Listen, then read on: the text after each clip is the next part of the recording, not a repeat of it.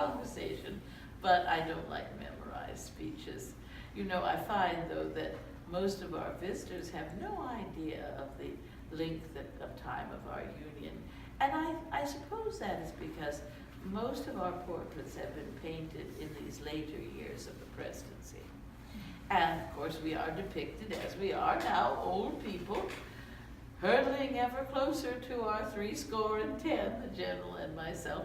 And so they will find it hard in the future to imagine we were ever young. But when we met and made our pledges to marry, we were both of us only 26 years of age. And I think also visitors, when they learned that the general married a widow, suppose I was an older lady, but sadly I was made a widow the very month I turned only 26 years of age. Mr. Custis died suddenly of the fever of 57. I was no stranger even then to sorrow. I had borne 4 children in 6 years' time, and I had sadly seen the loss of my first little boy and girl when they were 3 and 4 years. And I was then left with 2 babies under 3 years of age and a large plantation to manage on my own. And so I was that young widow Custis when my neighbor introduced me to young Colonel George Washington. He was fighting the war with the French in the wilderness, and he had a sterling reputation in old Williamsburg, where I had spent all of my days. He was known for his honest, good character, never leaving a debt behind, you know. He was the finest son to his widowed mother. He was already a hero of the war in the wilderness. And ladies, he was known widely as the most handsome and dashing young man in Virginia. He had beautiful red hair and blue eyes. Nobody sat a horse better. And in Virginia, we always say, if you're a good horseman, you'll be a good dancer, and that counted for a great deal.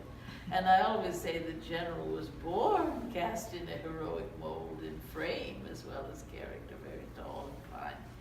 But when my neighbor introduced us, he was very sick. So he always says I saw him at his worst, and I was able to help him a little bit.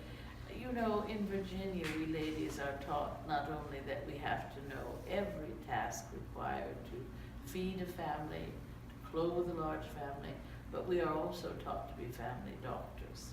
And so I was able to ease his distress, and we began on our path of life as we've gone forward, and my taking care of him all these 40 years. So we've been together a long time, and we've also been true partners.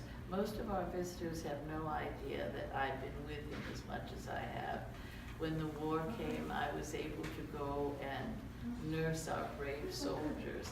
And I'm proud to say that I made it to every single one of our military encampments, from Boston the first months of the war, Valley Forge, Morristown, all 8.5 years. I'm proud of that. I wasn't a young woman when the war came, so I was given somehow the strength. The title Lady Washington came from the war because I was the general's lady, and then that's why they called me the president's lady. But the soldiers gave me the greatest title. They called me Lady Washington, the soldier's best friend.